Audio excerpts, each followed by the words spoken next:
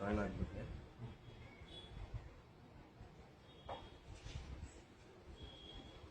ಬೇಗ ಬೇಗ ಎಲ್ಲರೂ ಜಾಯ್ನ್ ಆಗಿ, ಒಂದು ಇಂಪಾರ್ಟೆಂಟ್ ವಿಷಯ ಹೇಳೋದಿದೆ.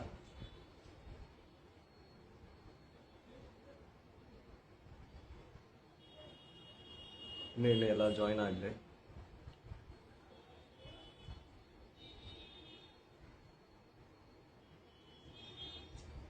ಓಕೆ, ಬೇಗ ಬೇಗ ಎಲ್ಲ ಜಾಯ್ನ್ ಆಗಿ, ತುಂಬ ಇಂಪಾರ್ಟೆಂಟ್ ವಿಷಯ ಹೇಳೋದಿದೆ.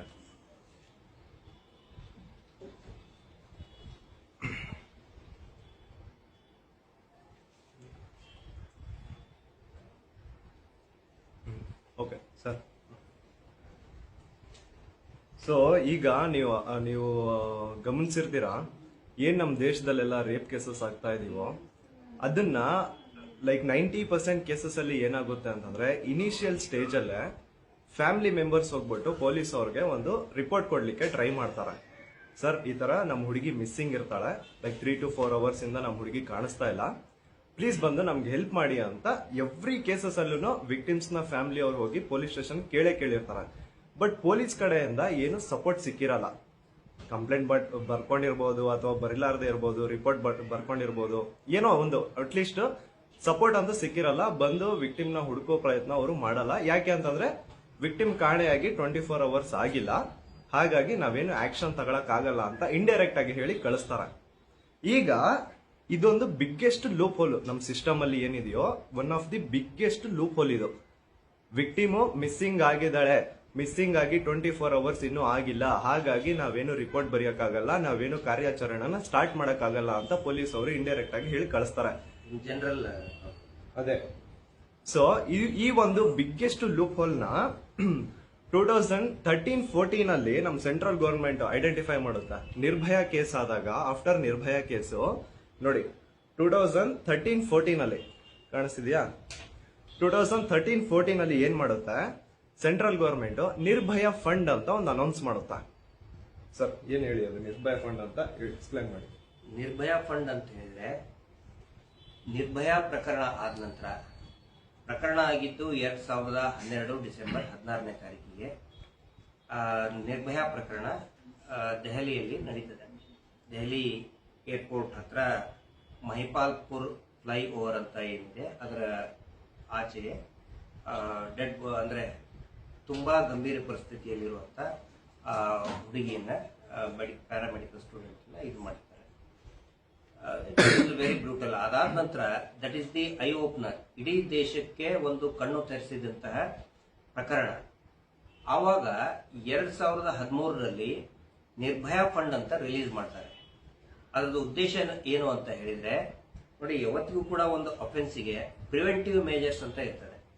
ನಿರ್ಭಯ ಫಂಡ್ ಮುಖ್ಯ ಉದ್ದೇಶ ಟು ಪ್ರಿವೆಂಟ್ ಸಚ್ ಅಫೆನ್ಸಸ್, ಅಂದ್ರೆ ಒಂದು ಭಯ ಬರಲಿ, ಆನಂತರ ಘಟನೆಗಳು ಆದ್ರೆ ತಕ್ಷಣವೇ ಆರೋಪಿಗಳು ಸಿಕ್ಕಿಬೀಳಲಿ ಅಂತ ಹೇಳಿ. ಅದರ ಸಲುವಾಗಿ ನಿರ್ಭಯ ಫಂಡ್ ಅಂತ ರಿಲೀಸ್ ಮಾಡ್ತಾರೆ. 2013ರಿಂದ ಇವತ್ತಿನವರೆಗೂ ಕೂಡ 2024-25 ವರೆಗೂ ಕೂಡ ಎಲ್ಲಾ ರಾಜ್ಯಗಳಿಗೆ ಮತ್ತೆ ಯೂನಿಯನ್ ಟೆರಿಟರೀಸ್ಗಳಿಗೆ, ಕೇಂದ್ರಾಡಳಿತ ಪ್ರದೇಶಕ್ಕೆ ದುಡ್ಡನ್ನ ರಿಲೀಸ್ ಮಾಡ್ತಾ ಇದ್ದಾರೆ. ಅಂಡ್ ಇದು ನೀಡ್ ಬೇಸ್ಡ್ ಫಂಡ್. ಇದು ಅಂದ್ರೆ ಯಾವ ರಾಜ್ಯಕ್ಕೆ ಬೇಕು ಅಂತ ಅನ್ಸಿದ್ರೆ ಅದು ಪ್ರಪೋಸಲ್ ಕಳಿಸ್ಬೇಕು. ಆದ್ರೆ ಅನ್ಫಾರ್ಚುನೇಟ್ಲಿ ನಮ್ಮ ಕರ್ನಾಟಕ ಅತ್ಯಂತ ಅಂದ್ರೆ ಓನ್ಲಿ 7%. ಓಕೆ, ಸೊ 2013-14 ಅಲ್ಲಿ ನಿರ್ಭಯ ಫಂಡ್ ಅನೌನ್ಸ್ ಆದಾಗ ಆಗ್ಲೇನೆ 1000 crore rupees ಫಂಡ್ ಇದಾಗಿತ್ತು. ಇಲ್ಲಿ ನೋಡಿ, 1000 crore rupees ಏನಿದೆಯೋ ಇದು ಸ್ಯಾಂಕ್ಷನ್ ಆಗಿತ್ತು ಎವ್ರಿ ಸ್ಟೇಟ್ಗೆ, ಎಲ್ಲೆಲ್ಲಿ ನೀಡ್ ಇದೆಯೋ ಅಲ್ಲಿ. ಇವಾಗ ಈ ನಿರ್ಭಯ ಫಂಡ್ ಅಲ್ಲಿ one of the main recommended ಏನಿತ್ತು ಅಂತಂದ್ರೆ, ಎವ್ರಿ ಪೊಲೀಸ್ ಸ್ಟೇಷನ್ ಅಲ್ಲಿ ಮಸ್ಟ್ ಅಂಡ್ ಶುಡ್ ಒಂದು ವುಮೆನ್ ಹೆಲ್ಪ್ ಡೆಸ್ಕ್ ಅಂತ ಇರಬೇಕು. ಇದು ನಿರ್ಭಯ ಫಂಡ್ ನ ಒಂದು ಮೇನ್ ಗೋಲ್ ಆಗಿತ್ತು. ಎವ್ರಿ ಪೊಲೀಸ್ ಸ್ಟೇಷನ್ ಎಲ್ಲೆಲ್ಲಿ ಭಾರತದಲ್ಲಿ ಯಾವ್ಯಾವ ಮೂಲೆಯಲ್ಲಿ ಯಾವ್ಯಾವ ಸ್ಟೇಷನ್ಸ್ ಇದಾವೋ ಅಲ್ಲೆಲ್ಲ ಒಂದು ವುಮೆನ್ ಹೆಲ್ಪ್ ಡೆಸ್ಕ್ ಅಂತ ಇರಬೇಕು. ಆ ಹೆಲ್ಪ್ ಡೆಸ್ಕ್ ನ ಮೇನ್ ಏನಂತಂದ್ರೆ, ಗೋಲ್ ಏನು ಅಂತಂದ್ರೆ, ಯಾರೇ ಒಬ್ರು ವಿಕ್ಟಿಮ್, ಎಸ್ಪೆಷಲಿ ವುಮೆನ್ಸ್ ರಿಲೇಟೆಡ್ ಏನೇ ಪ್ರಾಬ್ಲಮ್ ಇಟ್ಕೊಂಡು ಬಂದ್ರು, ಸಪೋಸ್ ಇವಾಗ ಯಾರದೇ ಫ್ಯಾಮಿಲಿಯಲ್ಲಿ ಯಾವ್ದಾದ್ರು ಒಂದು ಹುಡುಗಿ ಮಿಸ್ಸಿಂಗ್ ಆಗಿದೆ ಅಂತಂದ್ರೆ, ಅಂತ ಕೇಸಲ್ಲಿ ಇಮಿಡಿಯೇಟ್ ಕ್ವಿಕ್ ರಿಯಾಕ್ಷನ್ ತಗೋಬೇಕು ಅಂತ ಹೇಳ್ಬಿಟ್ಟೆ ಈ ವುಮೆನ್ ಹೆಲ್ಪ್ ಡೆಸ್ಕ್ ನ ಮಾಡಿರ್ತಾರೆ. ಮಾಡಬೇಕು ಅಂತ ಈ ನಿರ್ಭಯ ಫಂಡ್ ಅಲ್ಲಿ ಬರುತ್ತೆ. ಅಂಡ್ ಇದ್ರ ಅಕಾರ್ಡಿಂಗು ನೋಡಿ, ಮಿನಿಸ್ಟ್ರಿ ಆಫ್ ಹೋಮ್ ಅಫೇರ್ಸ್, ಇದು ಅಫಿಷಿಯಲ್ ಡಾಕ್ಯುಮೆಂಟ್ ಅವ್ರದ್ದು, ಮಿನಿಸ್ಟ್ರಿ ಆಫ್ ಹೋಮ್ ಅಫೇರ್ಸ್ದು 10th January 2020 ಇದೇನ್ ಹೇಳುತ್ತೆ, setting up women help desk in police stations. ಅಂದ್ರೆ ಈ ಒಂದು ಮಿನಿಸ್ಟ್ರಿ ಆಫ್ ಹೋಮ್ ಅಫೇರ್ಸ್ ಪ್ರತಿ ಪೊಲೀಸ್ ಸ್ಟೇಷನ್ಗೆ 1 ಲಕ್ಷ ರೂಪಾಯಿ ಕೊಡುತ್ತಾ.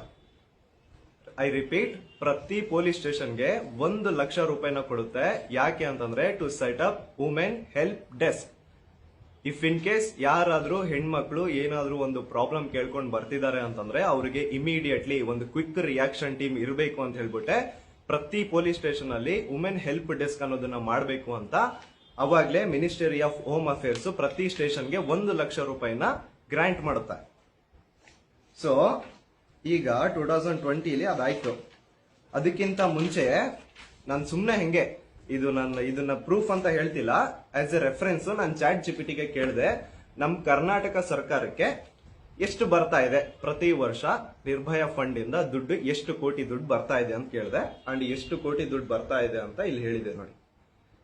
2016-17ರಲ್ಲಿ 20 ಕೋಟಿ, 2017-18ರಲ್ಲಿ 5 ಕೋಟಿ, 2018-19ರಲ್ಲಿ 206 ಕೋಟಿ, 2019-20ರಲ್ಲಿ 24 ಕೋಟಿ, 2020-21ರಲ್ಲಿ 21 ಕೋಟಿ, 2021-22ರಲ್ಲಿ 21 ಕೋಟಿ. ಇಷ್ಟು ದುಡ್ಡು ಟೋಟಲ್ 229 crores rupees ನಿರ್ಭಯ ಫಂಡ್ ಅಲ್ಲಿ ನಮ್ ಸ್ಟೇಟ್ ಗವರ್ಮೆಂಟ್ಗೆ ಬಂದಿದೆ. ಇದು ಪ್ರೂಫ್ ಅಲ್ಲ, ಜಸ್ಟ್ ಒಂದು ರೆಫರೆನ್ಸ್ ಚಾಟ್ ಜಿಪಿಟಿ ನನಗೆ ಸಿಕ್ಕಿದ್ದು. ಈಗ ಇದರಲ್ಲಿ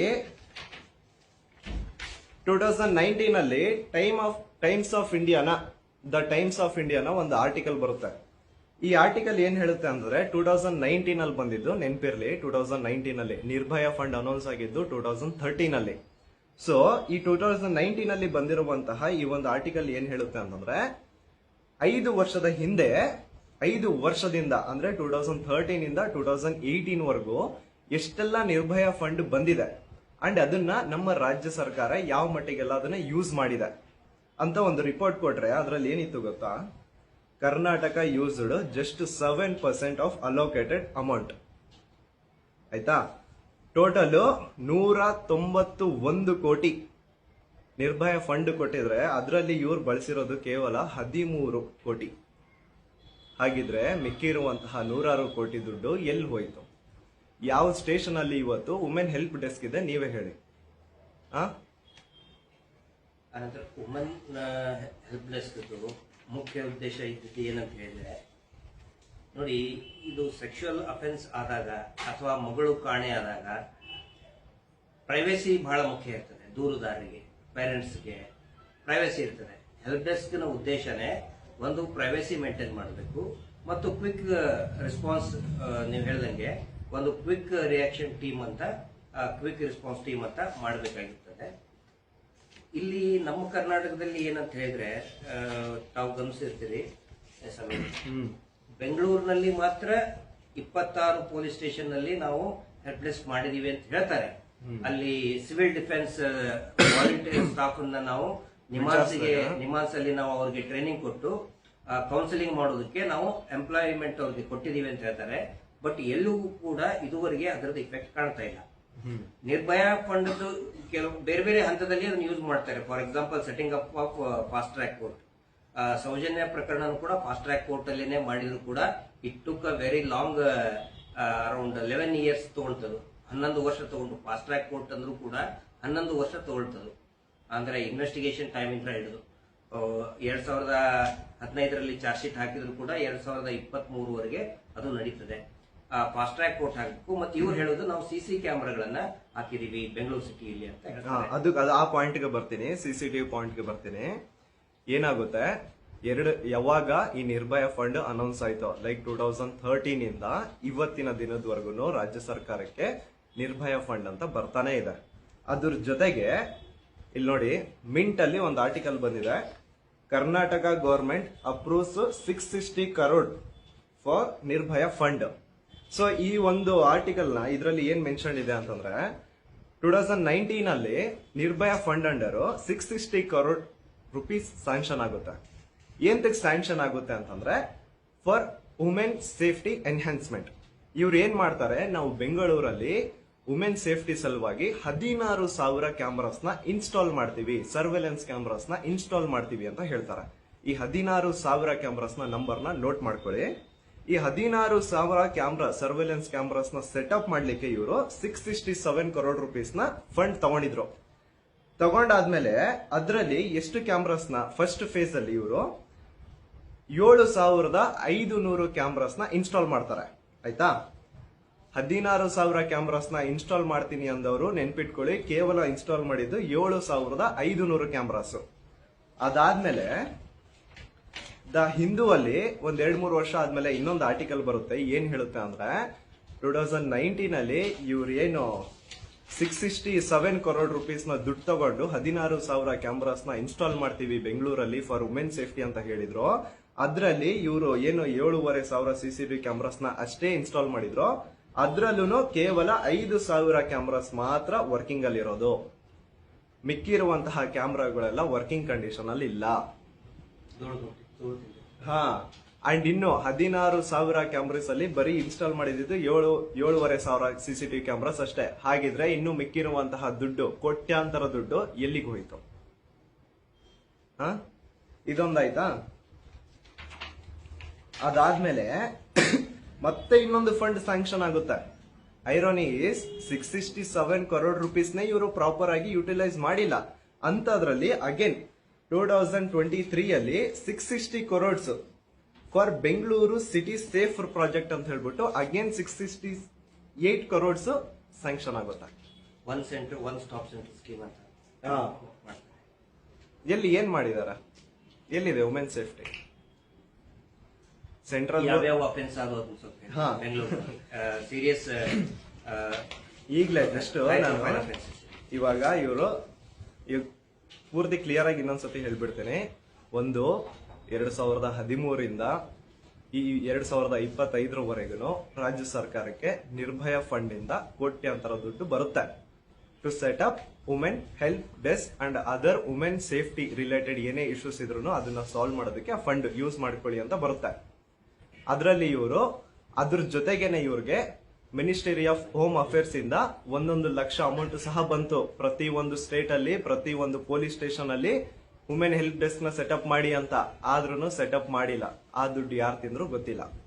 ಅದಾದ್ಮೇಲೆ ದೆನ್ ಇವಾಗ ನಾನು ಹೇಳ್ದಂಗೆ 2019 ಅಲ್ಲಿ 660 ಕರೋಡ್ ರುಪೀಸ್ನ ಅಗೇನ್ ಒಂದು ಫಂಡ್ ಸ್ಯಾಂಕ್ಷನ್ ಆಯ್ತು. ಬೆಂಗಳೂರಲ್ಲಿ 16,000 ಕ್ಯಾಮ್ರಾಸ್ನ ಇನ್ಸ್ಟಾಲ್ ಮಾಡ್ತೀವಿ ಅಂತ ಹೇಳಿದ್ರು, ಸರ್ವೆಲೆನ್ಸ್ ಕ್ಯಾಮ್ರಾಸ್ನ ಸೆಟಪ್ ಮಾಡ್ತೀನಿ ಅಂತ ಹೇಳಿದ್ರು. ಅದನ್ನು ಪ್ರಾಪರ್ ಆಗಿಲ್ಲ. ಅದಾದ್ಮೇಲೆ ಅಗೇನ್ 2023 ಅಲ್ಲಿ 668 crores ಮತ್ತೆ ಫಂಡ್ ಸ್ಯಾಂಕ್ಷನ್ ಆಯ್ತು. ಅದನ್ನು ಪ್ರಾಪರ್ ಆಗಿ ಯುಟಿಲೈಸ್ ಮಾಡಿಲ್ಲ. ಎಲ್ಲಿದೆ ವುಮೆನ್ ಸೇಫ್ಟಿ? ಅನಂತರ along with this smart city project ನಲ್ಲಿ ಕೂಡ ಸಿಸಿ ಕ್ಯಾಮೆರಾ ಮತ್ತೆ ಆ ಸಿಸಿ ಕ್ಯಾಮ್ರಾಸ್ ಎಲ್ಲೋಯ್ತು? ಅಂಡ್ ಇವರೆಲ್ಲ ಏನು ಸರ್ವೆಲೆನ್ಸ್ ಕ್ಯಾಮ್ರಾಸ್ ಎಲ್ಲ ಸೆಟಪ್ ಮಾಡ್ತಿದಾರಲ್ಲ, ಅದು ಕೇವಲ ಬೆಂಗಳೂರಲ್ಲಿ ಇರುವಂತಹ ಹೆಣ್ಣು ಮಕ್ಕಳಿಗೆ ರಕ್ಷಣೆ. ಹಾಗಿದ್ರೆ ರಾಜ್ಯದಲ್ಲಿ ಬೇರೆ ಕಡೆ ಇರುವಂತಹ ಹೆಣ್ಣು ಮಕ್ಕಳೆಲ್ಲ ವುಮೆನ್ಸ್ ಅಲ್ವಾ? ಅವ್ರ ಸೇಫ್ಟಿ ಬಗ್ಗೆ ಯಾರು ಥಿಂಕ್ ಮಾಡಲ್ವಾ? ಬೆಂಗಳೂರಲ್ಲಿ ಇರೋರು ಮಾತ್ರ ವುಮೆನ್ಸ್, ಅವ್ರಿಗೆ ಮಾತ್ರ ಸೇಫ್ಟಿ ಬೇಕು. ಬೇರೆ ಕಡೆ ಇನ್ನು ಬಳ್ಳಾರಿ ಕಡೆ, ಹೊಸಪೇಟೆ ಕಡೆ, ಗುಲ್ಬರ್ಗಾ ಕಡೆ ಅಲ್ಲೆಲ್ಲ ಇರೋದೆಲ್ಲ ವುಮೆನ್ಸ್ ಅಲ್ಲ. ಓಕೆ, ಸ್ಟಿಲ್ ನೀವು ಬೆಂಗಳೂರಲ್ಲಿ ವುಮೆನ್ ಸೇಫ್ಟಿಗೆ ಏನೋ ಒಂದು ಪ್ರಿಕಾಷನರಿ ಸ್ಟೆಪ್ ತಗೊಂಡಿದ್ದೀರಾ, ಓಕೆ. ಬಟ್ ಎಲ್ಲಿ? ಟೋಟಲ್ ಲೆಕ್ಕ ಹಾಕಿದ್ರೆ 1,300 ಕೋಟಿ ರೂಪಾಯಿ ಎಲ್ಲಿ ಹೋಯ್ತು? ಯಾವನ್ ತಿಂದಿದ್ದಾನೆ? ಯಾವ ಬೋಳಿ ಮಗ ತಿಂದಿದ್ದಾನೆ? ಕೇಳಿಯಲ್ಲ, ಪ್ರಶ್ನೆ ಕೇಳಿಯಲ್ಲ. ಎಲ್ಲದಕ್ಕೂ ನಾವೇ ಬಂದ್ ಕೇಳ್ಬೇಕಾ? ನೀವು ಈ ಭಾರತ ದೇಶದಲ್ಲೇ ತಾನೇ ಹುಟ್ಟಿದ್ದೀರಾ, ನೀವು ಪ್ರಶ್ನೆ ಮಾಡ್ರಿ. ಈಗ ಅಲ್ಲಿ ಹೈ ಪ್ರೊಫೈಲ್ ಕೇಸಸ್ ಏನೇನಾಗಿದೆ? ಈಗ ನೋಡಿ, ಇಷ್ಟೆಲ್ಲಾ ಕೋಟಿ ದುಡ್ಡು ಸ್ಯಾಂಕ್ಷನ್ ಆಗಿದ್ರು, ವುಮೆನ್ ಸೇಫ್ಟಿಗೆ ಇಷ್ಟೆಲ್ಲ 106 ಕೋಟಿ ದುಡ್ಡು ಸ್ಯಾಂಕ್ಷನ್ ಆಗಿದ್ರು, ಜಸ್ಟ್ ರೀಸೆಂಟ್ ಆಗಿನೇ ಇದೇ ವರ್ಷದಲ್ಲಿ ಜಾನ್ವರಿ ತಿಂಗಳಲ್ಲೇನೆ ನಮ್ಮ ಬೆಂಗಳೂರಲ್ಲೇ ಎಲ್ಲಿ ಇವರು ಸರ್ವೆಲೆನ್ಸ್ ಕ್ಯಾಮ್ರಾಸ್ನ ಇನ್ಸ್ಟಾಲ್ ಮಾಡ್ತೀನಿ ಅಂದ್ರೋ ಅದೇ ಬೆಂಗಳೂರಲ್ಲೇನೆ 6 ವರ್ಷದೊಂದು ಪುಟ್ಟು ಮಗು ಜೊತೆ ರೇಪ್ ನಡೆಯುತ್ತೆ. ಎಲ್ಲಿ? ರಾಮಮೂರ್ತಿ ನಗರಲ್ಲಿ.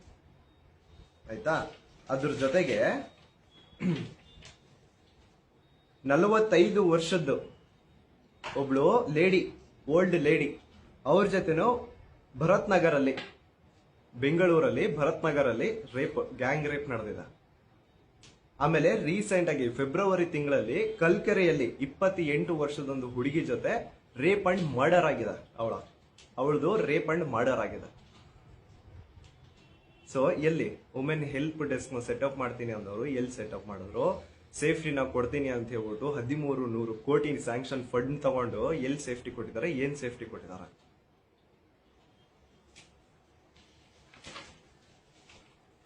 ಇದ್ರ ಬಗ್ಗೆ ಒಂದು ಡೀಟೇಲ್ ವಿಡಿಯೋ ಬರುತ್ತೆ. ಬಟ್ ಅದಕ್ಕಿಂತ ಮುಂಚೆನೆ ನಿಮ್ಗೆ ಈ ಮ್ಯಾಟರ್ ಒಂದು ಗೊತ್ತಿರ್ಲಿ, ನೀವು ಇದ್ರ ಬಗ್ಗೆ ಒಂದ್ ಸ್ವಲ್ಪ ತಿಳ್ಕೊಳ್ಳಿ. ಈಗಲೇ ಹೋಗ್ಬಿಟ್ಟು ಒಂದ್ 5 ನಿಮಿಷ ಟೈಮ್ ತೆಗ್ದ್ಬಿಟ್ಟು ಗೂಗಲ್ ಅಲ್ಲಿ ಹುಡುಕಿ ನಿರ್ಭಯ ಫಂಡ್ ಅಂದ್ರೆ ಏನು, ನಿರ್ಭಯ ಫಂಡ್ ಏನೇನು ಪ್ರಿವೆಂಟಿವ್ ಲೈಕ್ ವುಮೆನ್ ಸೇಫ್ಟಿಗೆ ಏನೇನ್ ಪ್ರಿಕಾಷನ್ಸ್ ನ ತಗೋಬೇಕು ಅಂತ ಹೇಳುತ್ತೆ. ಎಷ್ಟು ಕೋಟಿ ದುಡ್ಡು ಬಂದಿದೆ ಸರ್ಕಾರಕ್ಕೆ, ಸರ್ಕಾರ ಅದನ್ನ ಹೆಂಗೆಲ್ಲ ಯುಟಿಲೈಸ್ ಮಾಡಿದೆಯೋ ಇಲ್ವೋ, ನನ್ ಮಗ ಕರಪ್ಷನ್ ಮಾಡಿದಾನೆ, ಎಲ್ಲ ಒಂದು 5 ನಿಮಿಷ ಟೈಮ್ ತೆಗೆದು ನೀವು ಇಂಟರ್ನೆಟ್ ಅಲ್ಲಿ ಹೋಗಿ ಹುಡುಕಿದ್ರೆ ಪ್ರತಿ ಒಂದು ಬರುತ್ತೆ.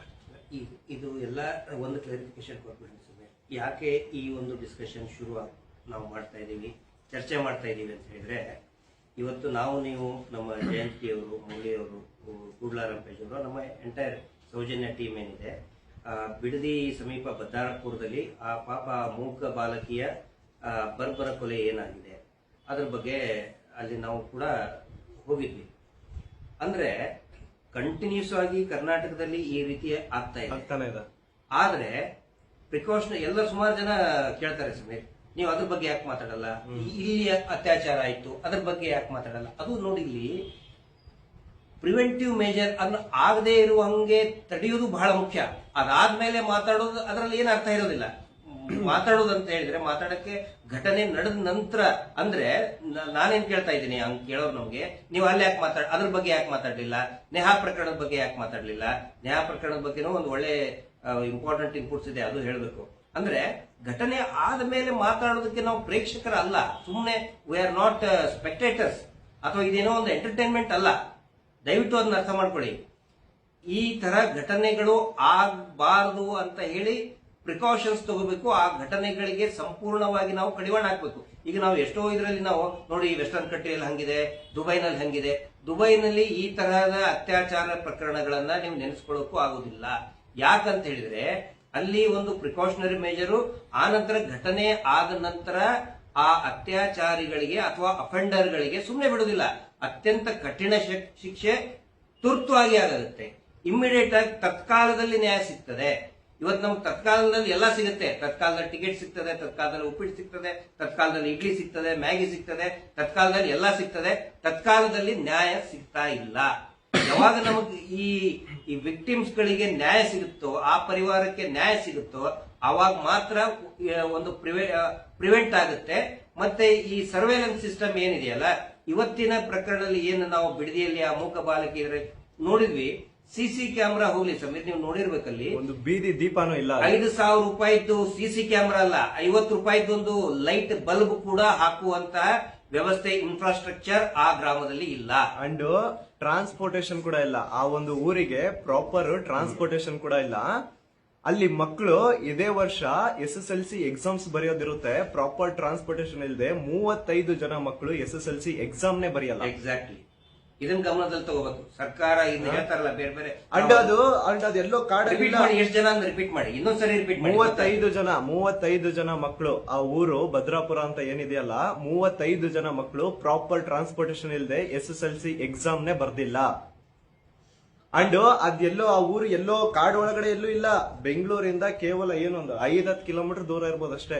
ಬೆಂಗಳೂರು ಒಳಗಡೆನೆ ಬರುತ್ತದು, ಸಿಟಿಯಲ್ಲೇನೆ, ಬೆಂಗಳೂರಿನಲ್ಲೇನೆ. ನಮ್ ರಾಜಧಾನಿ ಬೆಂಗಳೂರಲ್ಲೇನೆ ಒಂದು ಏರಿಯಾದ ಈ ತರ ಒಂದು ಕಂಡೀಷನ್ ಇದೆ ಅಂತಂದ್ರೆ, ಎಲ್ಲೋ ಉತ್ತರ ಕರ್ನಾಟಕದಲ್ಲಿ ಅಥವಾ ದಕ್ಷಿಣ ಕರ್ನಾಟಕದಲ್ಲಿ ಇರುವಂತಹ ಒಂದು ಚಿಕ್ಕ ಹಳ್ಳಿದು ಯಾವ ತರ ಕಂಡೀಷನ್ ಇರುತ್ತೆ ಜಸ್ಟ್ ಇಮ್ಯಾಜಿನ್ ಮಾಡಿ. ಪೂರ್ತಿ ಸುತ್ತಲೂ ದೊಡ್ಡ ದೊಡ್ಡ ಹೈ ಎಲಿವೇಟೆಡ್ ಅಪಾರ್ಟ್ಮೆಂಟ್ಸ್ ಇದೆ, ನಡುವೆ ಇದೆ. ಮತ್ತ ಹಕ್ಕಿ ಪಿಕ್ಕಿ ಜನಾಂಗ ಪಾಪ ಎಷ್ಟು ಮುಗ್ಧರಿದ್ದಾರೆ. ಅವರು ಏನ್ ಮಾಡಿದ್ದಾರೆ, ಆ ಇಡೀ ಸಮಾಜ, ಇಡೀ ನೋಡಿ, ಅದೊಂದು ಟ್ರೈಬಲ್ ಕಮ್ಯುನಿಟಿ. ಅದು ಟ್ರೈಬಲ್ ಕಮ್ಯುನಿಟಿಯನ್ನ ಯಾವ ರೀತಿ ಪಿಕ್ಚರೈಸ್ ಮಾಡ್ತಾ ಬಂದಿದ್ದಾರೆ ಅಂತ ಹೇಳಿದ್ರೆ, ಅದು ಕಳ್ತನ ಮಾಡ್ತಾರೆ, ಅದು ಮಾಡ್ತಾರೆ. ಇದು ಆಕ್ಚುಲಿ ಅದಲ್ಲ, ತುಂಬಾ ಪರಿಶ್ರಮ ವಹಿಸಿ ದುಡಿತಕ್ಕಂತಹ ಒಂದು ಟ್ರೈಬಲ್ ಕಮ್ಯುನಿಟಿ.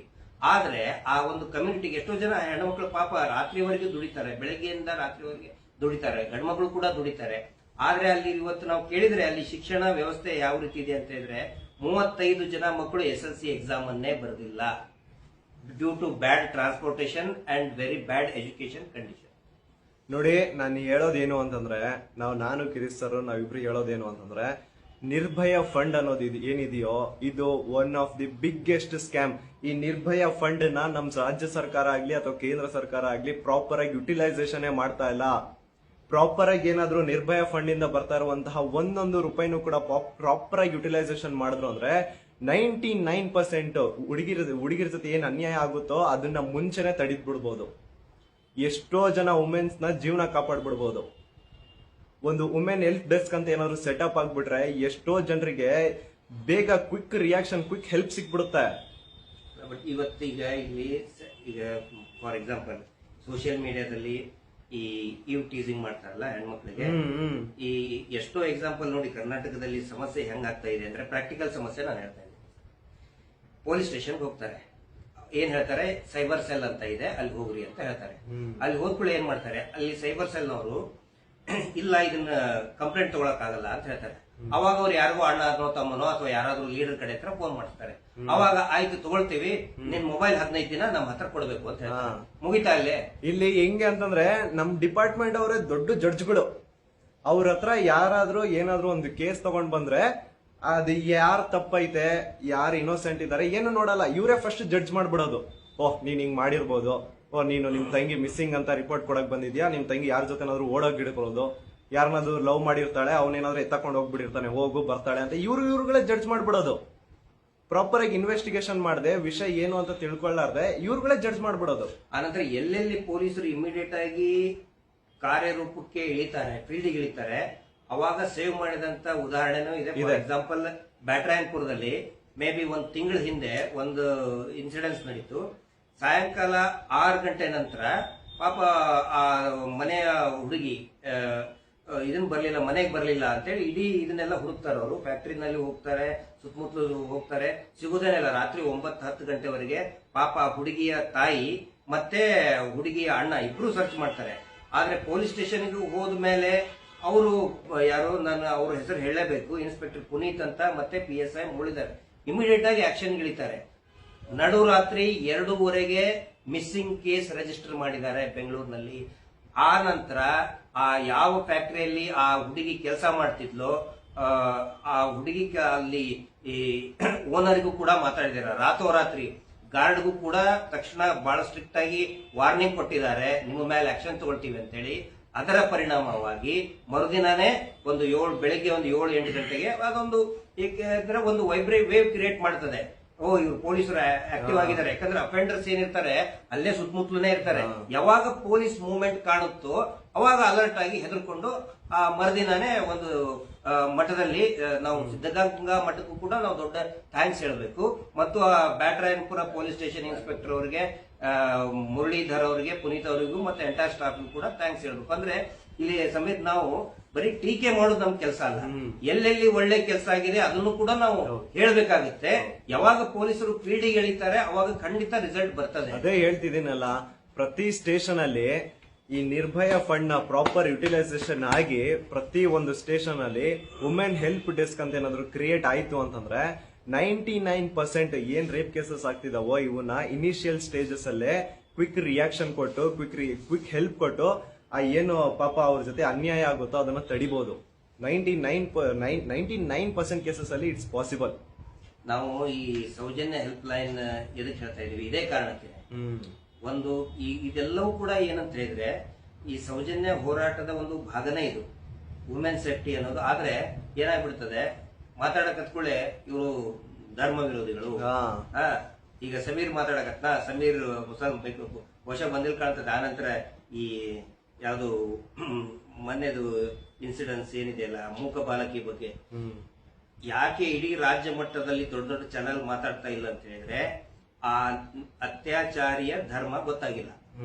ಅಪ್ಪಿ ತಪ್ಪಿ ಸಮೀರ್ ಏನಾದ್ರು ನೀನು 2-3 ಮಾಡಿರ್ಬೇಕಲ್ಲ ಅದ್ರ ಬಗ್ಗೆ, ಒಂದ್ಸಾರಿ ಮಾತಾಡಿದೀಯ.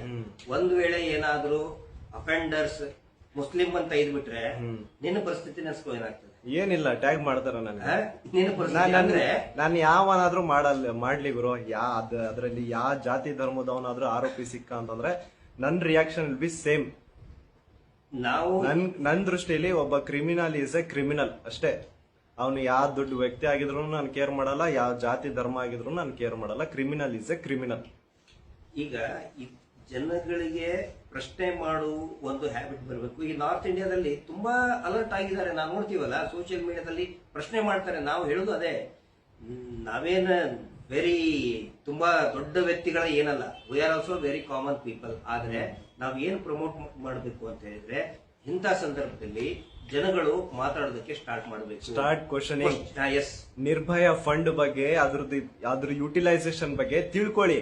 ಅದು ಏನು, ನಿರ್ಭಯ ಫಂಡ್ ಅಂದ್ರೆ ಏನು, ವುಮೆನ್ ಹೆಲ್ಪ್ ಡೆಸ್ಕ್ ಅಂದ್ರೆ ಏನು, ಅದರಿಂದ ಯಾವ ತರ ಎಲ್ಲ ಯೂಸೇಜ್ ಆಗುತ್ತೆ, ಯಾವ ತರ ಎಲ್ಲ ಹೆಲ್ಪ್ ಆಗೋದು, ವುಮೆನ್ ಸೇಫ್ಟಿನ ಹೆಂಗೆಲ್ಲ ಪ್ರಿವೆಂಟ್ ಮಾಡಬಹುದು, ಹೆಂಗೆಲ್ಲ ಪ್ರಮೋಟ್ ಮಾಡಬಹುದು, ಇದ್ರ ಬಗ್ಗೆ ಎಲ್ಲ ಇದೆ.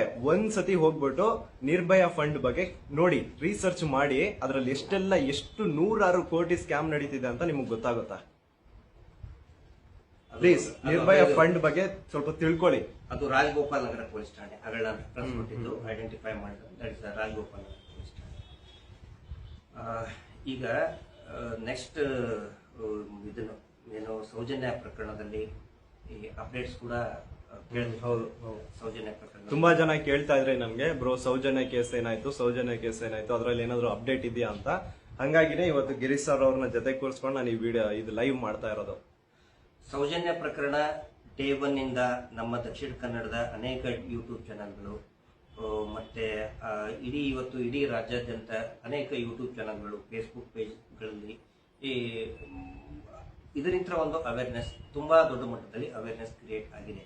ಇವತ್ತು ನಾವು ಬಿಡದಿಯ ಭದ್ರಾಪುರದಲ್ಲಿ ಹೋದಾಗೂ ಕೂಡ ಅಲ್ಲಿರ್ತಕ್ಕಂತಹ ಆ ಮುಗ್ಧ ಜನತೆಯನ್ನು ಕೂಡ ಜನಾಂಗದ ಅನೇಕ ಯುವಕರು ಕೂಡ ನಿಮ್ಮನ್ನ ಕುಡ್ಲಾರಾಂಪೇಟ್ ಜಯಂತ್ ಅವ್ರನ್ನ ಎಂಟೈರ್ ನಮ್ಮ ದೇವಮುರಳಿ ಅವರು ಎಲ್ಲಾ ಟೀಮ್ ಏನಿತ್ತು, ವಿಶೇಷವಾಗಿ ಸಮೀರ್ ಬಂದ, ಒಬ್ರು ಹೇಳಿದ್ರು ಸಮೀರ್ ಬಂದಿದ್ದಾನೆ ಅಂತ ಹೇಳಿದ್ರೆ ನಮ್ಗೆ ಬಹಳ ಖುಷಿ ಆಯ್ತು. ನಿನ್ನೆ DCM ಬಂದಿದ್ರು, ಅವರು ರಾಜಕೀಯವಾಗಿ ಇದನ್ನ ಕೊಟ್ಟು ಹೋಗ್ತಾರೆ, ಆದ್ರೆ ನೀವು ಬಂದಿದ್ದಕ್ಕೆ ನಮಗೆ ತುಂಬಾ ಇದನ್ನಾಯ್ತು, ಏನೋ ಖುಷಿ ಅಂದ್ರೆ ನಮ್ಗೆ ನ್ಯಾಯ ಸಿಗ್ತದೆ ಅನ್ನೋ ಒಂದು ಇದನ್ನಿದೆ. ಆಮೇಲೆ ಪ್ರತಿಯೊಬ್ರು ಕೂಡ ಸೌಜನ್ಯ ಪ್ರಕರಣನ ಅಬ್ಸರ್ವ್ ಮಾಡ್ತಾನೆ ಇದ್ದಾರೆ. ಪ್ರತಿಯೊಬ್ರು ಕೂಡ ಯಾರ್ಯಾರ ಹತ್ರ ಮೊಬೈಲ್ ಇದೆ ಸೌಜನ್ಯ ಪ್ರಕರಣವನ್ನ ಇದನ್ನ ಮಾಡ್ತಾನೆ ಇದ್ದಾರೆ ನಮ್ಮ ರೆಗ್ಯುಲರ್ ಆಗಿ.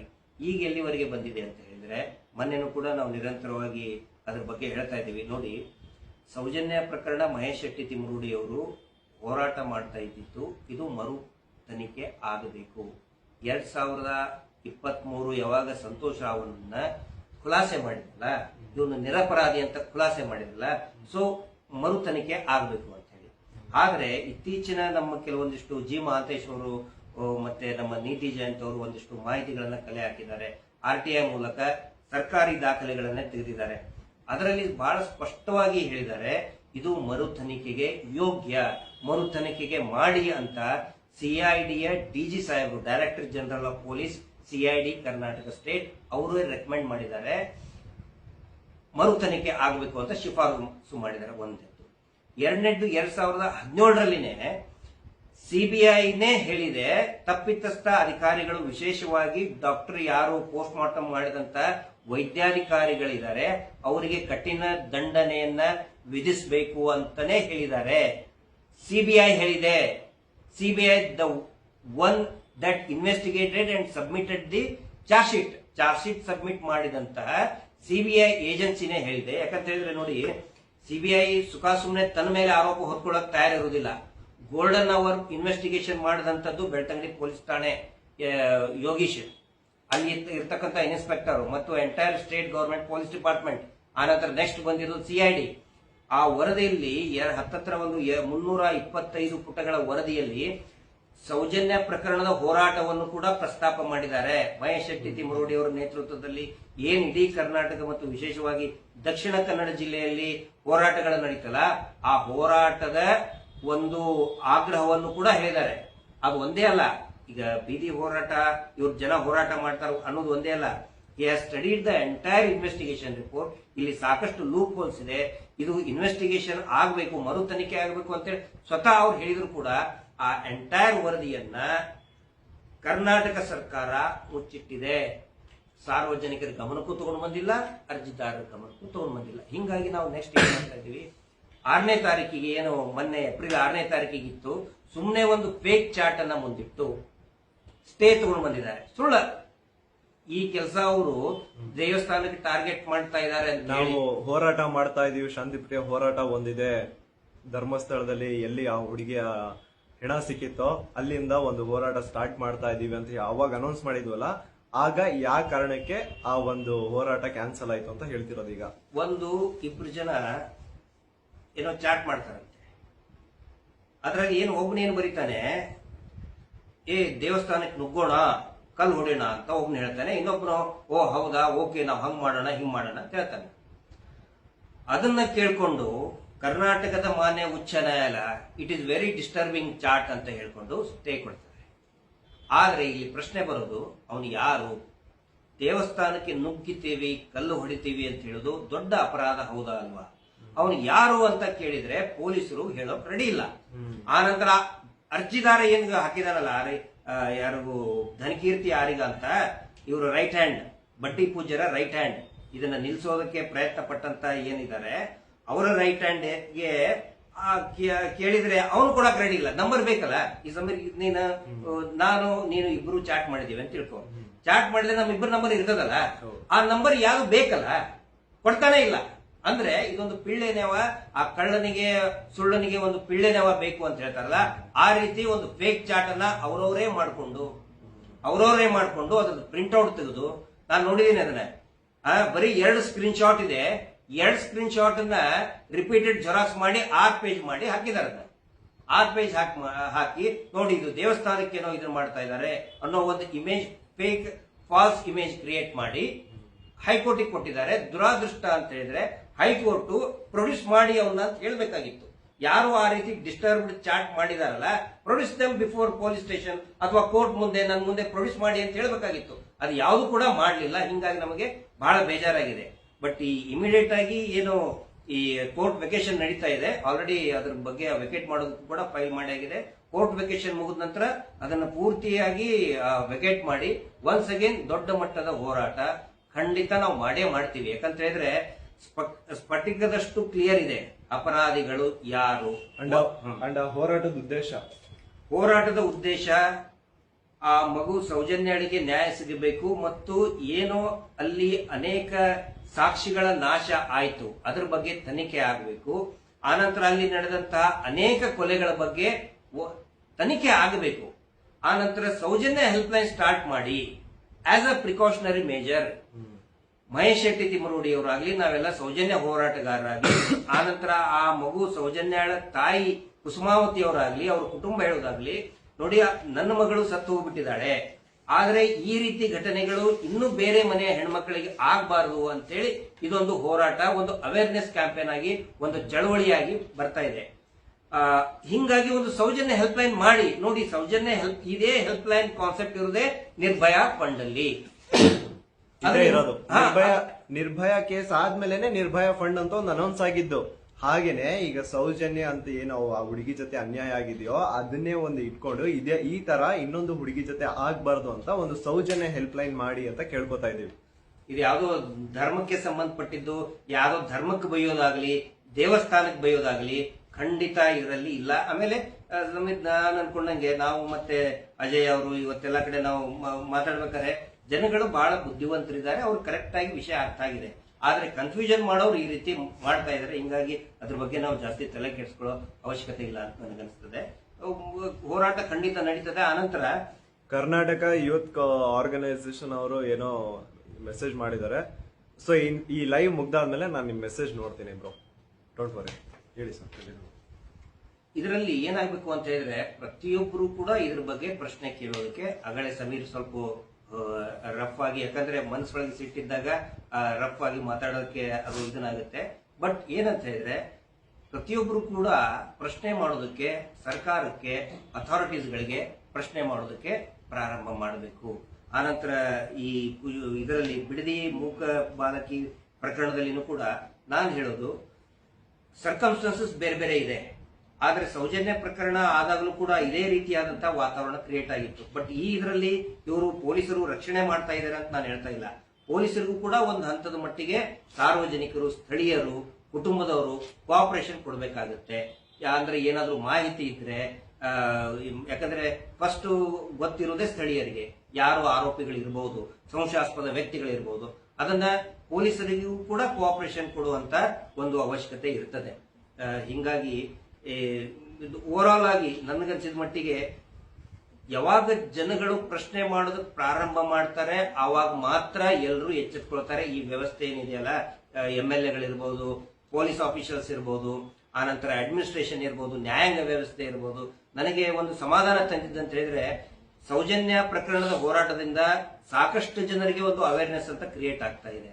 ಇವತ್ತು ನೋಡಿ, ಯಾರದು ಮಂಜೇಶ್ ಅಲ್ವಾ, ಮಂಜೇಶ್ ಪಾಗಲ್ ಮೈಕ್, ಈ ಬಿಡದಿಯ ಮೂಕ ಹಕ್ಕಿ ಪಾಪ ಆ ಬಡ ಮೂಕ ಹುಡುಗಿಯ ಘಟನೆಯನ್ನ ಯಾವ್ದೋ ದೊಡ್ಡ ದೊಡ್ಡ ಚಾನೆಲ್ ರಿವೀಲ್ ಮಾಡಲಿಲ್ಲ, ಬ್ರೇಕ್ ಮಾಡಲಿಲ್ಲ. ಹಿಂದೆ ನೋಡಿ, ಇದು ನಮ್ಮ ಚಾನೆಲ್ ನಲ್ಲೇ ಬ್ರೇಕ್ ಆಯ್ತು ಅಂತ ತುಂಬಾ ಹೆಮ್ಮೆಯಿಂದ ದೊಡ್ಡ ದೊಡ್ಡ ಚಾನೆಲ್ಗಳು ಹೇಳ್ಕೊತಾ ಇದ್ದು, ನಾವು ಬ್ರೇಕ್ ಮಾಡಿದ್ವಿ ಅಂತ ಹೇಳಿ. ಬಟ್ ಇದೇನಿದೆಯಲ್ಲ, ಮಂಜೇಶ್ ಅಂತ ಯಾವ್ದು ಪಾಗಲ್ ಮೈಕ್ ಅಂತ ಹೇಳಿ ಒಂದು ಯೂಟ್ಯೂಬ್ ನಡೆಸ್ತಾರೆ. ನಾನು ಕೇಳಿದೆ, ಅವ್ರಿಗೆ ಇವತ್ತು ಸಿಕ್ಕಿದ್ರಲ್ಲ, ಚಾಮರಾಜಪೇಟೆಯಿಂದ ಬಂದಿದ್ದಾರೆ ಪಾಪ. ಫ್ರಮ್ ಚಾಮರಾಜಪೇಟೆಯಿಂದ ಇಲ್ಲಿ ಭದ್ರಾಪುರವರೆಗೆ ಬಂದು ಅವರು ತಮ್ಮ ಯೂಟ್ಯೂಬ್ ನಲ್ಲಿ ಹೇಳಿದಾಗ, ಇನ್ಸ್ಟಾಗ್ರಾಮ್ ನಲ್ಲಿ ಹೇಳಿದಾಗ ಎಲ್ಲರಿಗೂ ಕೂಡ ಇದೊಂದು ಶಾಕ್ ಆಯ್ತು. ಹಿಂಗಾಗಿ ಎಲ್ಲರೂ ಅಲ್ಲಿ ಬರೋದಕ್ಕೆ ಪ್ರಾರಂಭ ಮಾಡಿದ್ರು. ಮತ್ತೆ ಸ್ಥಳೀಯಲ್ಲಿ ಅಲ್ಲಿರುವಂತಹ ಮುಜೀಬ್ ಅಂತ ಕೆಲವೊಂದಿಷ್ಟು ಅವೇರ್ನೆಸ್ ಸೋಷಿಯಲ್ ಮೀಡಿಯಾದಲ್ಲಿ ಮಾತಾಡ್ತಕ್ಕಂಥವ್ರು. ಅಂದ್ರೆ that is the power of common man. ಇಲ್ಲಿ ನಾವಾಗ್ಲಿ ನೀವಾಗ್ಲಿ ಯಾರು ಈ ಯೂಟ್ಯೂಬರ್ಗಳಾಗ್ಲಿ ತುಂಬಾ VIP ದೊಡ್ಡ ದೊಡ್ಡ ಕಾರ್ಪೊರೇಟ್ ಕಂಪನಿ ನಡೆಸುವಂತಹ ಚಾನೆಲ್ಗಳಲ್ಲ. We are very common man. ಶಕ್ತಿ ಇರುವುದೇ ಸಾಮಾನ್ಯರಲ್ಲಿ, ಜನಸಾಮಾನ್ಯರಲ್ಲಿನೇ ಶಕ್ತಿ ಇರ್ತದೆ. ಅಂಡ್ ಪ್ರಶ್ನೆ ಮಾಡೋದಕ್ಕೆ ನಾನೇ ಬರ್ಬೇಕು, ಗಿರೀಶ್ ಸರೇ ಬರ್ಬೇಕು, ಅಥವಾ ಬೇರೆ ಯಾರೋ ಬರ್ಬೇಕಂತಲ್ಲ. ನಿಮ್ಮ ಹತ್ರನು ಸೋಷಿಯಲ್ ಮೀಡಿಯಾ ಆಪ್ಸ್ ಇದಾವೆ, ನಿಮ್ಮ ಹತ್ರನು ಇನ್ಸ್ಟಾಗ್ರಾಮ್ ಅಕೌಂಟ್ ಇದೆ, ಯೂಟ್ಯೂಬ್ ಅಕೌಂಟ್ ನೀವು ಕ್ರಿಯೇಟ್ ಮಾಡಬಹುದು. So start questioning. ಇವಾಗ ನಿರ್ಭಯ ಫಂಡ್ ಬಗ್ಗೆ ನೀವು ಹೋಗಿ ಒಂದ್ 5 ನಿಮಿಷ ಟೈಮ್ ತೆಗೆದು ಇಂಟರ್ನೆಟ್ ಅಲ್ಲಿ ನೋಡಿ, ನಿರ್ಭಯ ಫಂಡ್ ಏನು, ಅದ್ರ ರಿಗಾರ್ಡಿಂಗ್ ಏನೆಲ್ಲ ಕರಪ್ಷನ್ ಆಗ್ತಿದೆ, ಸೆಂಟ್ರಲ್ ಗವರ್ಮೆಂಟ್ ಏನ್ ಕರಪ್ಷನ್ ಮಾಡ್ತಿದೆ, ಸ್ಟೇಟ್ ಗವರ್ಮೆಂಟ್ ಏನ್ ಕರಪ್ಷನ್ ಮಾಡ್ತಿದೆ, ಪೊಲೀಸ್ ಡಿಪಾರ್ಟ್ಮೆಂಟ್ ಏನ್ ಕರಪ್ಷನ್ ಮಾಡ್ತಿದೆ, ಎಲ್ಲ 100 ಕೋಟಿ ಸ್ಕ್ಯಾಮ್ ನಿಮ್ ಕಣ್ಮುಂದೆ ಬರುತ್ತೆ. ಸೊ ಪ್ಲೀಸ್ ಒಂದ್ 5 ನಿಮಿಷ ಹೋಗ್ಬಿಟ್ಟು ನೋಡಿ, ನೀವೇ ರಿಸರ್ಚ್ ಮಾಡಿ ನೋಡಿ. ಎಲ್ಲಾರು ಪ್ರಶ್ನೆ ಮಾಡ್ದಾಗ್ಲೇ ಆ ರಾಜಕಾರಣಿಗಳಿಗೂ ವಿಷಯ ಮುಟ್ಟಿ ಅವರು ಏನಾದ್ರು ಒಂದು ಆಕ್ಷನ್ ತಗೊಳಕ್ಕಾಗೋದು. ಅವ್ರವ್ರ ಕಾರ್ಪೊರೇಟರ್ಗಳಿಗೆ, MLA ಗಳಿಗೆ ಪ್ರಶ್ನೆ ಮಾಡಿ. ಯಾಕಂತ ಹೇಳಿದ್ರೆ ಇದು ಇದೆಯಲ್ಲ ನೋಡಿ, ಇದೇನಿದೆ ಡೈರೆಕ್ಷನ್ ಸೆಂಟ್ರಲ್ ಗವರ್ಮೆಂಟ್ ಇಂದ ಪ್ರಿನ್ಸಿಪಲ್ ಸೆಕ್ರೆಟರಿ ಈ ಹೋಮ್ ಅಫೇರ್ಸ್ ಇಂದ ಎಲ್ಲಾ ರಾಜ್ಯದ ಹೋಮ್ ಡಿಪಾರ್ಟ್ಮೆಂಟ್ ಹೋಮ್ ಸೆಕ್ರೆಟರಿಗೆ ಬರೆದಂತಹ ಅಧಿಕೃತ ಸರ್ಕಾರಿ ದಾಖಲೆ ಲೆಟರ್, ಇದು ಪತ್ರ. ಏನಂತ ಹೇಳ್ತಾರೆ, ಎಲ್ಲಾ ಡಿಸ್ಟಿಕ್ ನಲ್ಲಿನೂ ಕೂಡ ವಿಮೆನ್ ಹೆಲ್ಪ್ ಡೆಸ್ಕ್ ಮಾಡಬೇಕು ಅಂತ ಹೇಳಿದ್ದಾರೆ. ಆಮೇಲೆ ಸಮೀರ್ ಹೇಳ್ದಂಗೆ ಒಂದೊಂದು ಹೆಲ್ಪ್ ಡೆಸ್ಕ್ಗೆ 1 ಲಕ್ಷ ರೂಪಾಯಿ ನಿರ್ಭಯ ಫಂಡ್ ಇಂದ ಕೊಡಬೇಕು ಅಂತ. ಸೊ ನಿಮ್ಮ ಶಾಸಕರುಗಳಿಗೆ, ಜನಪ್ರತಿನಿಧಿಗಳಿಗೆ ನೀವು ಪ್ರಶ್ನೆ ಮಾಡಿ, ನಮ್ಮ ಜಿಲ್ಲೆಯಲ್ಲಿ ಹೆಲ್ಪ್ ಡೆಸ್ಕ್ ಎಲ್ಲಿದೆ? ತಕ್ಷಣ ಯಾರಾದ್ರೂ ಒಬ್ಬ ಹುಡುಗ ಫಾಲೋ ಮಾಡ್ತಾ ಇದ್ದಾನೆ ನೋಡಿ. ಅನೇಕ ಇದ್ರ ಕಡೆ ಏನಾಗುತ್ತೆ, ಈ ರೋಮಿಯೋಗಳು ಇರ್ತಾರಲ್ಲ, ಅವರು ಬೀಳಿಸ್ತಾ ಇರ್ತಾರೆ ಮೊಬೈಲ್ ಅಲ್ಲಿ, ಫೇಸ್ಬುಕ್ ಅಲ್ಲಿ, ವಾಟ್ಸ್ಆಪ್ ಅಲ್ಲಿ ಕೆಟ್ಟ ಮೆಸೇಜ್ ಆಗ್ತಾ ಇರ್ತಾರೆ. ಅಂತ ಸಂದರ್ಭದಲ್ಲಿ ಈ ವಿಮೆನ್ ಹೆಲ್ಪ್ ಡೆಸ್ಕ್ ಹೆಲ್ಪ್ ಆಗುತ್ತೆ. ಏನೇ ಸಣ್ಣ ಪುಟ್ಟ ಪ್ರಾಬ್ಲಮ್ ಆದ್ರೂನು ಇನ್ಸ್ಟಾಗ್ರಾಮ್ ಅಲ್ಲಿ ನಿಮ್ ಪೋಸ್ಟ್ ಕೆಳಗಡೆ ಯಾರಾದ್ರೂ ಕೆಟ್ಟದಾಗ ಕಮೆಂಟ್ ಹಾಕ್ತಾ ಇದ್ರು ಆ ಒಂದು ಕಂಪ್ಲೇಂಟ್ ಸಹ ನೀವು ವುಮೆನ್ ಹೆಲ್ಪ್ ಡೆಸ್ಕ್ ಹೋಗಿ ಕೊಡಬಹುದು. ಇಮಿಡಿಯೇಟ್ ಆಕ್ಷನ್ ತಗೊಂತಾರೆ ಅವರು. ಆದ್ರೆ ಏನ್ ಮಾಡ್ತೀರಾ, ನಮ್ ಸ್ಟೇಟ್ ಅಲ್ಲಿ ವುಮೆನ್ ಹೆಲ್ಪ್ ಡೆಸ್ಕ್ ನ ಜಸ್ಟ್ ಪೇಪರ್ ಮೇಲೆ ಮಾಡ್ಬೇಕು ಅಂತ ಇದೆ, ಮಾಡಿಲ್ಲ. ಮಹಿಳಾ ಆಯೋಗಕ್ಕೆ ಪ್ರಶ್ನೆ ಮಾಡಿ, ಅವ್ರು ಬರೀ ರೀಲ್ ಮಾಡೋದು ಸಾಕು. ಮಹಿಳಾ ಆಯೋಗದವ್ರು ಏನ್ ಪ್ರಪೋಸಲ್ ಕೊಟ್ಟಿದ್ದಾರೆ, ಇದ್ರ ಮೇಲೆ ಏನ್ ವರ್ಕ್ ಮಾಡಿದ್ದಾರೆ, ಅದ್ರ ಬಗ್ಗೆ ಪ್ರಶ್ನೆ ಮಾಡ್ಬೇಕು ಮಹಿಳಾ ಆಯೋಗದವರು. ಬರೀ ಈ ತರ ಸಂತ್ರಸ್ತರ ಮನೆಗೆ ಹೋಗಿ ಒಂದು ಭಾಷಣ ಮಾಡಿ ಒಂದು ರೀಲ್ ಮಾಡೋದಲ್ಲ. ಆದ್ರೆ ಆಕ್ಚುಲಿ ಅದ್ರ ಕೆಲಸ ಯಾವ್ದು ಮಹಿಳಾ ಆಯೋಗ ಇದೆಯಲ್ಲ, ಅವರು ಕೂಡ it is equivalent to a court. ಮಹಿಳಾ ಆಯೋಗ ಅಂತ ಹೇಳಿದ್ರೆ ಒಂದು ನ್ಯಾಯಾಲಯಕ್ಕೆ ಸಮಾನ. ಅದು ಅವರು ಕೂಡ ಮಾತಾಡಬೇಕು, ಬಟ್ ಓನ್ಲಿ ಪೊಲಿಟಿಕಲ್ ಗೇನ್ಗೋಸ್ಕರ ಮಾತಾಡೋದು ಬೇಡ. ಮಹಿಳಾ ಆಯೋಗಕ್ಕೂ ಕೂಡ ಎಲ್ಲರೂ ಕೂಡ ದಯಮಾಡಿ ಪ್ರಶ್ನೆಯನ್ನ ಮಾಡಿ. ವಿಶೇಷವಾಗಿ ಅತಿ ಹೆಚ್ಚಿನ ಸಂಖ್ಯೆಯಲ್ಲಿ ಹೆಣ್ಮಕ್ಳು ಆಯ್ತು, ಮತ್ತೆ ಯಾರು ಯುವಕರಿದ್ದಾರೆ, ಒಂದಿಷ್ಟು ಜನ ನನಗೆ ಒಂದು ವೆರಿ ಇದನ್ನ ಪ್ರಶ್ನೆ ಕೇಳ್ತಾರೆ. ನೀವು ಅಂದ್ರೆ ಕ್ವಶನ್ ಮಾಡ್ತಿರ್ತಾರೆ, ನಿಮ್ಗೆ ಯಾಕೆ ಗೊತ್ತಿಲ್ಲ ವುಮೆನ್ ಆಕ್ಟಿವಿಸ್ಟ್ ಮಾಡ್ಬೇಕಲ್ಲ. ನಾನು ಎಲ್ಲರಿಗೂ ಒಂದು ನನ್ನ ಅಭಿಪ್ರಾಯ ಹೇಳ್ತೀನಿ. ನಮ್ಮ ಮನೆಯಲ್ಲಿರುವಂತ ನಮ್ಮ ಮಗಳಾಗ್ಲಿ, ತಂಗಿ ಆಗ್ಲಿ, ಹೆಂಡತಿ ಆಗ್ಲಿ, ತಾಯಿ ಆಗ್ಲಿ ಮನೆಗೆ ಬರ್ಲಿಲ್ಲ ಅಂತ ಹೇಳಿದ್ರೆ ಜಾಸ್ತಿ ತಲೆ ಕೆಡ್ಸ್ಕೊಳ್ಳೋದು ಯಾರು? ಆ ಮನೆಯಲ್ಲಿರೋ ಗಂಡ್ಮಕ್ಳೆ ತಾನೆ. ಹೆಣ್ಮಕ್ಳು ಸುರಕ್ಷಿತವಾಗಿ ಮನೆಯೊಳಗೆ, ನಾನು ಇದು ಏನೋ ಊರು ಉದ್ಧಾರ ಆಗ್ಲಿ ಅಂತ ನಾವು ಮಾಡ್ತಾ ಇಲ್ಲ, ದಯವಿಟ್ಟು ಅಂತ ತಿಳ್ಕೊಳ್ಳಿ. ಊರು ಉದ್ಧಾರ ಆಗ್ಲಿ, ನಾವು ಜಗತ್ತು ಉದ್ಧಾರ ಆಗ್ಲಿ ಅಂತ ಮಾಡ್ತಾ ಇಲ್ಲ. ನಮ್ಮ ಮನೆಯ ಕೆಲಸ ಇದು, ನಮ್ಮ ಮನೆಯ ಸ್ವಾರ್ಥಕ್ಕೆ ನಾವು ಮಾಡ್ತಾ ಇದ್ದೀವಿ. ಮನೆಯೊಳಗೆ ನಮ್ಮ ತಂಗಿ ಬರ್ಲಿಲ್ಲ ಅಂತ ಹೇಳಿದ್ರೆ ಕರೆಕ್ಟ್ 6 ಗಂಟೆಗೆ ಬರೋದು, 7 ಗಂಟೆ ಇದನ್ನ ಅಂತಂದ್ರೆ ತಮ್ಮನಿಗೆ ಎದೆ ಡವ ಹೊಡ್ಕೊಳಕ್ ಚಾಲು ಆಗ್ತದೆ. ಪ್ರತಿಯೊಂದು ಫ್ಯಾಮಿಲಿ, ವಿಶೇಷವಾಗಿ ಮಿಡಲ್ ಕ್ಲಾಸ್ ನಲ್ಲಿ ಇರುವಂತಹ ಒಂದು ಸಮಸ್ಯೆ ಒಂದು ಕಾಡ್ತಾ ಇರೋದು ಅದೇ. ಮಗಳು ಬೇಗ ಬರಲಿಲ್ಲ ಅಂತ ಹೇಳಿದ್ರೆ ಅಪ್ಪನ ತಂದೆಗೆ ಹೆದರಿಕೆ ಶುರು ಆಗ್ತದೆ. ಹಿಂಗಾಗಿ ನಾನು ಅವ್ರಿಗೆ ಕೇಳ್ತಾ ಇದ್ದಾರಲ್ಲ, ನೀವು ಇದನ್ನೆಲ್ಲ ಯಾಕೆ ಮಾಡ್ತಾ ಇದ್ದೀರಿ ಅಂತ ಹೇಳೋರಿಗೆ, ನಾನು ಇದನ್ನ ನಮ್ಮ ಮಕ್ಕಳು, ನಮ್ಮ ಮನೆಯಲ್ಲಿರೋ ಹೆಣ್ಮಕ್ಳು ಇಷ್ಟೇ ಮಾಡ್ತಾ ಇದ್ದೀನಿ, ಒಂದು ಅವೇರ್ನೆಸ್ ಅಂತ ಕ್ರಿಯೇಟ್ ಆಗಲಿ, ಅದನ್ನೆಲ್ಲರೂ ಅರ್ಥ ಮಾಡ್ತಾರೆ. ನಾವೇನೋ ಸ್ಪೆಷಲ್ ಅಲ್ಲ, ಖಂಡಿತ. ಈಗೆಲ್ರೂ ನಿಮ್ ಇನ್ಸ್ಟಾಗ್ರಾಮ್ ಅಕೌಂಟ್ ಅಲ್ಲಿ ನಿಮ್ಮಿಂದ ಎಷ್ಟು ಸಾಧ್ಯ ಆಗುತ್ತೋ ಅಷ್ಟು ವಿಡಿಯೋಸ್ ಮಾಡಿ ಪ್ರತಿಯೊಂದು ಪೊಲೀಸ್ ಸ್ಟೇಷನ್ ಅಲ್ಲಿ ವುಮೆನ್ ಹೆಲ್ಪ್ ಡೆಸ್ಕ್ ಅನ್ನೋದನ್ನ ಸೆಟಪ್ ಮಾಡ್ಲೇಬೇಕು ಅಂತ ಡಿಮ್ಯಾಂಡ್ ಮಾಡಿ. ಇನ್ ಕೇಸ್ ಏನಾದ್ರು ವುಮೆನ್ ಹೆಲ್ಪ್ ಡೆಸ್ಕ್ ಅಂತ ಏನಾದ್ರು ಸೆಟಪ್ ಆದ್ರೆ, ಹೆಣ್ಮಕ್ಳಿಗೆ ಅಂತ ಏನಾದ್ರು ಸೆಟಪ್ ಆದ್ರೆ 99% ಏನು ವುಮೆನ್ಸ್ ಜೊತೆ ಎಲ್ಲ ಅನ್ಯಾಯ ನಡೀತಾ ಇದೆಯೋ ಅದನ್ನ ತಡಿಬಹುದು. ಇದಕ್ಕಿಂತ ಬೆಸ್ಟ್ ಆಪ್ಷನ್ ಇನ್ನೇನಿಲ್ಲ. ಎಕ್ಸಾಕ್ಟ್ಲಿ. ಅದು ಏನು ವುಮೆನ್ ಹೆಲ್ಪ್ ಡೆಸ್ಕ್ ಮತ್ತೆ ಇದು it's a part of Soujanya help line. ಈಗೇನು ಅದಕ್ಕೆ ನಾವು ಹೇಳೋದು, ಎಲ್ಲರೂ ನಾವು ಯುನೈಟೆಡ್ ಆಗೋಣ. ಈ ಇದನ್ನ ಡಿವೈಡ್ ಮಾಡೋಕೆ ಬಹಳ ಜನ ಪ್ರಯತ್ನ ಮಾಡ್ತಾರೆ, ಹಂಗೆ ಹಿಂಗೆ ಅಂತ ಹೇಳಿ. ದಯವಿಟ್ಟು ಆ ಕಡೆ ಯಾರು ಕೂಡ ನಮ್ಮಲ್ಲಿನೇ ಅದೇ ಹೇಳೋದು. ಎಲ್ಲಕ್ಕಿಂತ ಇಲ್ಲಿ ರಾಜರಂತ ಯಾರು ಅಂತ ಹೇಳಿದ್ರೆ ನಾವೇ ಪ್ರಜೆಗಳು, ಸಾಮಾನ್ಯ ಜನಸಾಮಾನ್ಯನೇ ಪ್ರಜೆ. ಆದ್ರೆ ಯಾವಾಗ ಪ್ರಜೆ ಆಗ್ತಾನೆ, ಯಾವಾಗ ನಮ್ಮಲ್ಲಿ ಒಗ್ಗಟ್ಟಿರ್ತದೆ, ಯೂನಿಟಿ ಇರ್ತದೆ, ಅವಾಗ ಮಾತ್ರ ನಾವು ರಾಜರಾಗ್ತೇವೆ. ನಾವು ಡಿವೈಡ್ ಆದ್ರೆ ನಾವು ರಾಜರಾಗೋಕ್ಕಾಗೋದಿಲ್ಲ, ನಾವು ಗುಲಾಮರಾಗ್ತೀವಿ ಒನ್ಸ್ ಅಗೇನ್. ಹಿಂಗಾಗಿ ಸೊ ಅದರ ಸಲುವಾಗಿ ಇವತ್ತು ಏನು ಬಿಡದಿಯಲ್ಲಿ ನಾವು ಹೋಗಿದ್ವಿ. ಆಮೇಲೆ ಈ ತರ ಈ ಪ್ರತಿ ವಾರ ನಾವು ಇಂಥ 1-2 ನೋಡ್ತಾನೆ ಇದೀವಿ. ಅಂದ್ರೆ ಸೊ ಒಂದು ಅವೇರ್ನೆಸ್ ಅಂತ ಕ್ರಿಯೇಟ್ ಆಗ್ಲಿ ಅಂತ ಆ ಒಂದು ಪ್ರಯತ್ನಕ್ಕೋಸ್ಕರ ಇವತ್ತು ನಾವು ಮತ್ತೆ ನೀವು ಲೈವ್ ಬಂದು ಮಾತಾಡ್ತಾ ಇದೀವಿ. ಏನೇ ಕಮೆಂಟ್ಸ್ ಇದ್ರು ಕೂಡ, ನೆಕ್ಸ್ಟ್ ಏನೇ ಇದ್ರು ಕೂಡ ಕಮೆಂಟ್ಸ್ ಮಾಡಿ ಅದ್ರ ಬಗ್ಗೆ, ನಮ್ಮ ಕೆಲಸದ ಬಗ್ಗೆ ನಾವೇನಾದ್ರೂ ಇಂಪ್ರೂವ್ ಮಾಡ್ಕೋಬೇಕು, ಏನಾದ್ರೂ ನಮ್ಮ ಅಂಡ್ ಎಲ್ರು ಈಗ ಹೋಗ್ಬಿಟ್ಟು ಒಂದು 5 ಮಿನಿಟ್ಸ್ ಪ್ಲೀಸ್, ನಿಮ್ಮ ಒಂದು ಪ್ರೀಶಿಯಸ್ 5 ಮಿನಿಟ್ಸ್ ನ ಸೈಡಿಗೆ ತೆಗೆದ್ಬಿಟ್ಟು ನಿರ್ಭಯ ಫಂಡ್ ಅಂದ್ರೆ ಏನು, ಅದರ ಪ್ರಾಪರ್ ಯುಟಿಲೈಸೇಷನ್ ಆದ್ರೆ ಯಾವ ತರ ಎಲ್ಲ ವುಮೆನ್ಸ್ಗೆ ಆಗ್ತಿರುವಂತಹ ಅನ್ಯಾಯನ ತಡಿಬಹುದು, ಇದ್ರ ಬಗ್ಗೆ ಎಲ್ಲ ಒಮ್ಮೆ ಹೋಗ್ಬಿಟ್ಟು ರಿಸರ್ಚ್ ಮಾಡಿ ನೋಡಿ. ನಿಮ್ ಕಣ್ಣು ಓಪನ್ ಆಗುತ್ತೆ. ನಮ್ ಗೌರ್ಮೆಂಟ್ ಏನೇನೆಲ್ಲ ಸ್ಕ್ಯಾಮ್ಸ್ ಮಾಡ್ತಿದೆ, ನಮ್ ಪೊಲೀಸ್ ಡಿಪಾರ್ಟ್ಮೆಂಟ್ ಅಲ್ಲಿ ಎಷ್ಟೆಲ್ಲ ಕರಪ್ಷನ್ ಇದೆ ಎಲ್ಲ ಕಣ್ಮುಂದೆ ಬರುತ್ತೆ. ಒಂದ್ಸತಿ ಹೋಗ್ಬಿಟ್ಟು ನಿರ್ಭಯ ಫಂಡ್ ಇದ್ರ ಬಗ್ಗೆ ತಿಳ್ಕೊಳ್ಳಿ. ಅಂಡ್ ಪ್ರತಿ ಒಂದು ಸ್ಟೇಟ್ ಅಲ್ಲೂ, ಪ್ರತಿ ಒಂದು ಸ್ಟೇಷನ್ ಅಲ್ಲೂ ವುಮೆನ್ ಹೆಲ್ಪ್ ಡೆಸ್ಕ್ ಅನ್ನೋದು ಒಂದು ಆಗ್ಬೇಕು, ಅಂಡ್ ಸೌಜನ್ಯ ಹೆಲ್ಪ್ ಲೈನ್ ಅಂತ ಒಂದು ಆಗ್ಬೇಕು ಅಂತ ಡಿಮ್ಯಾಂಡ್ ಮಾಡಿ. We request. Okay, thank you. Justice for